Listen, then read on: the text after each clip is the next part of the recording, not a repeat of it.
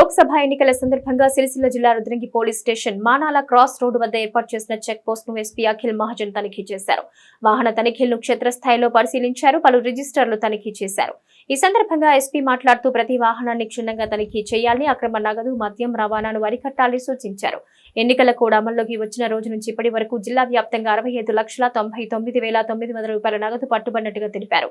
ఓటర్లను ప్రలోభ పెట్టేందుకు డబ్బులు, మద్యం, ఇతర విలువైన వస్తువులు తరలించే సమాచారం తెలిస్తే 100కి ఫిర్యాదు చేయాలన్నారు. ఎస్పీ వెంట CI Venkateswarlu, SI Ashok, check post సిబ్బంది ఉన్నారు.